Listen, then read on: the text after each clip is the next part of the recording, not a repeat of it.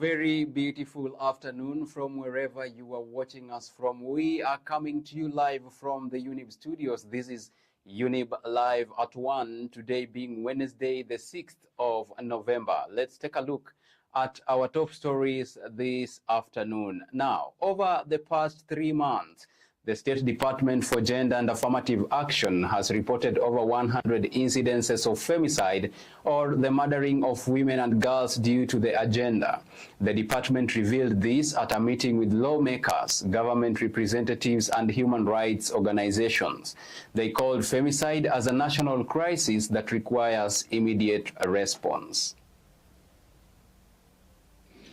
It is not enough to do conferences. It is not enough to give statements. What we want now is action taken. We want to see perpetrators brought into books, and we want to see a whole approach to this thing. This is purely murder. This is criminal cases that are not going to be acceptable in our society. As we move forward, we urge every member of the society to join us in this critical fight against GBV and femicide. The government eye is not everywhere.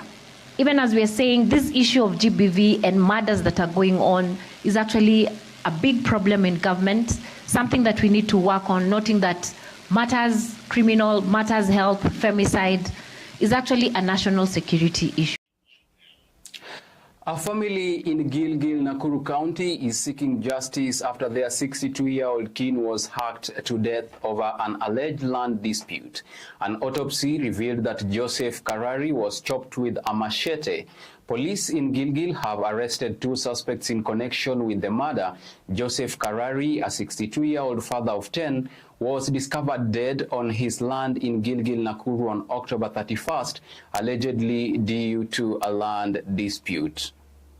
Aliweza kuitwa na jirani kumuita akamweleza kwamba kuna kitu ambaye tunataka kuongea kidogo. Kumbe yule jirani alikuwa armed.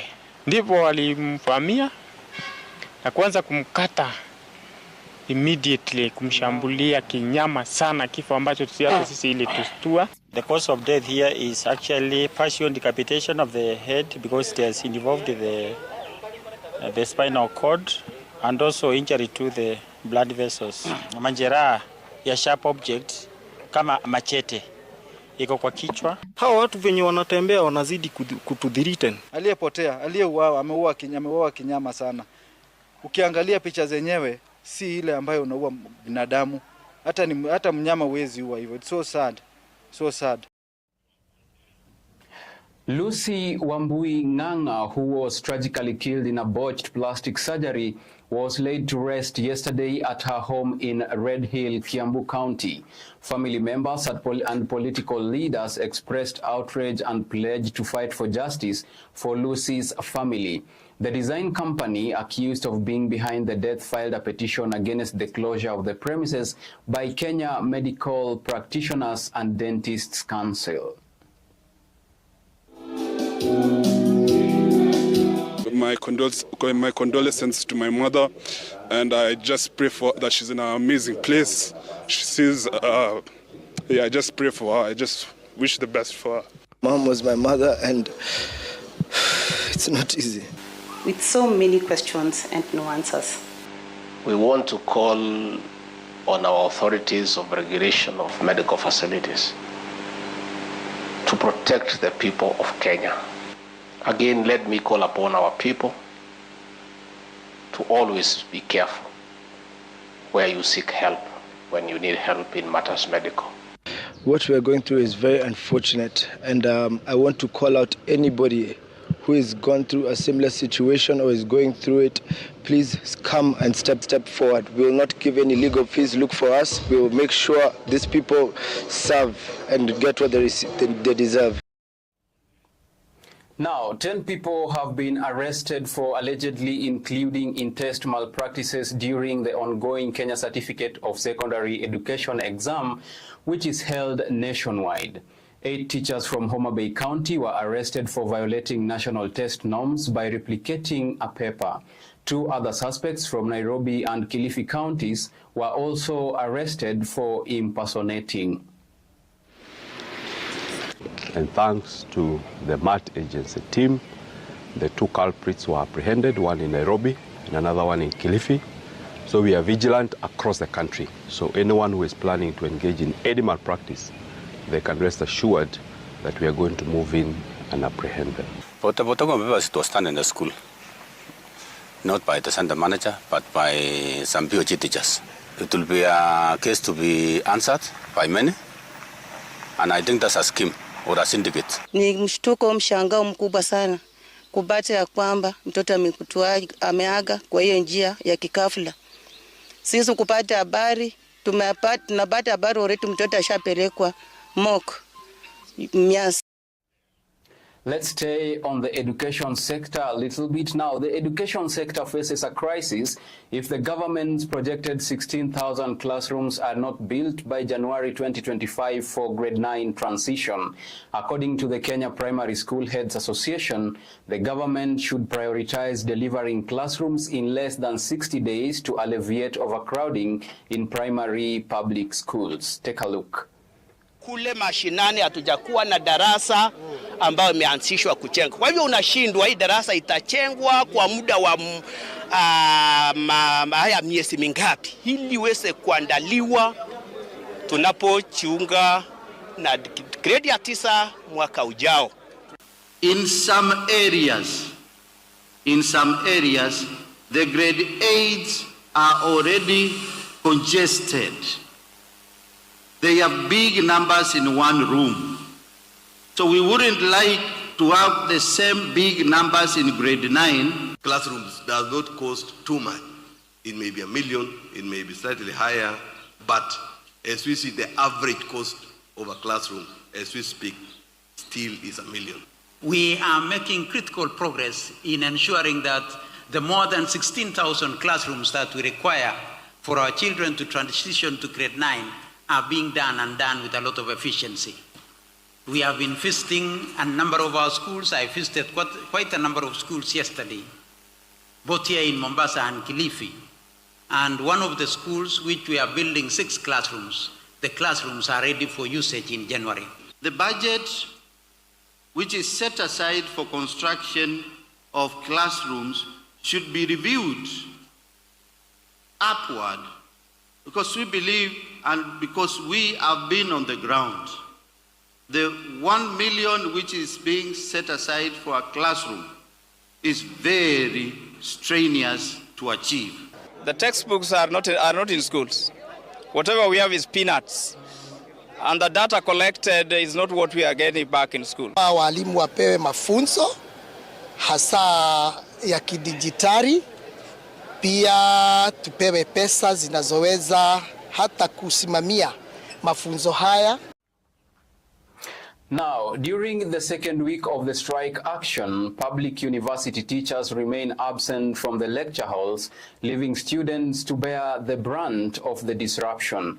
The National Assembly Education Committee's attempt to terminate the strike was unsuccessful due to the failure of delegates from the Interpublic Universities Council Consultative Forum to deliver critical documents regarding the government's 4.3 billion shillings offer to professors.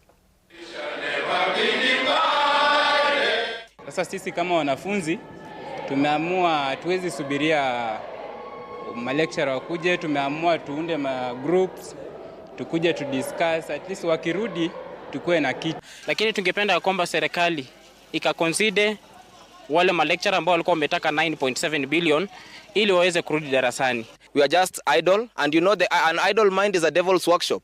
So we want them, at least the government should listen to their cry.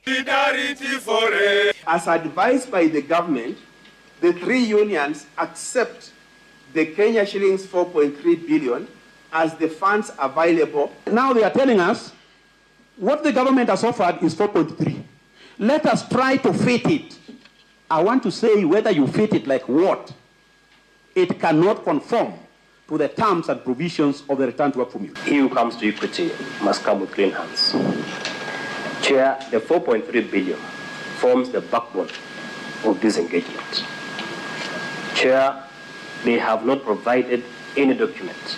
And when this ministry official was committing, was it minuted? Were the minutes signed? I can undertake to go and ask for that letter and come back to report, because up to where we are, there has never been any written document of 4.3 billion. Every other time when you are signing a document, they always say the devil is in the detail. Make sure that you scrutinize your document, because right now we are back, yet this thing was over. More over a month into the implementation of healthcare services implementation, issues may disappropriately impact patients with non-communicable diseases. According to the Social Health Authority, the Non-Communicable Diseases Alliance of Kenya has raised concerns about the impact of service interruptions on patients' life and well-being. Take a look at the story. Any interruption in treatment and care, as we have seen since SHA was rolled out, is likely to have a deleterious effect on the patients and the individuals living with different non-communicable diseases. Cancer is not waiting for us to sort out, Chief. Public hospitals such as Kenyatta National Hospital and Kenyatta University Referral Hospital reported frequent systemic delays that left patients waiting for hours, restricted shift coverage to civil servants in specific job groups, leaving most NCD patients ineligible. Cancer patients, transplant recipients, and other high-risk groups are especially affected by these limitations in coverage, leading to an increased reliance on out-of-pocket payments. So the baby is detained at a hospital in India called Fortis Memorial Hospital. They are saying that the 500,000 that the NHIF issued as a GOP, guarantee of payment, must be honored before they release the baby back home. Right now, last week actually, we lost a baby who was supposed to go to India for these open heart surgeries. The patient's documents are stuck at NHIF. Because the level 2, 3, 4 and 5 within the counties are dysfunctional. These hospitals have no doctors, these hospitals have no equipment, these hospitals have no drugs. So yes, you are referred to your deathbed, you don't refer to get the care. So we keep saying, without looking into the human resource aspect of healthcare, it is impossible to have the social health authority rolled out as expected. It's going to have more challenges than before. Now, the National Treasury has defended the government's move to reintroduce sections of the previously rejected 2024 finance bill, citing the need to cut borrowing. The government wants to raise 170 billion shillings through these measures, according to Albert Mwenda, Director General of Budget, Fiscal and Economic Affairs at the Treasury. Take a look. That's around 170 billion, give or take. We are not even bringing back. Remember what was lost was estimated at 1.9, 2% of GDP. So it's not everything that we are not going to recoup everything that we lost in the finance bill. And what the intention of this is also to ensure that we don't lose on the good proposals that Kenyans had proposed to Treasury. Because if we continue borrowing, especially from the domestic markets, then it means interest rates will remain high, businesses will not be able to borrow, will crowd out private businesses. So the choice for me is very clear. So this is an important moment for us. We think that this fund, which could be listed to provide liquidity for investors and help develop Kenya's capital markets, but we want to use an innovative blended structure.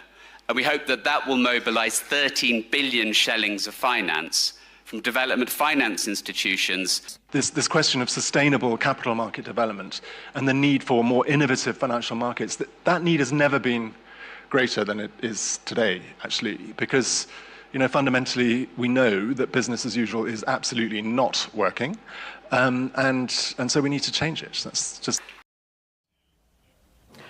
And just to keep you updated on the international scene, the U.S. election results are as follows at the moment.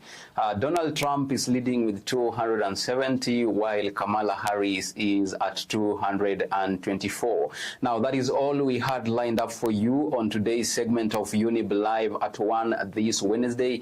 Thank you so much for choosing to stay with Younib TV. Our heartfelt gratitude also goes to all those who made this broadcast a success. Behind the lens, Elias Moshina, the chief controller, Anifa, Kavira, and the super duper director, Robert Smoke. Enjoy the rest of your day. See you some other time.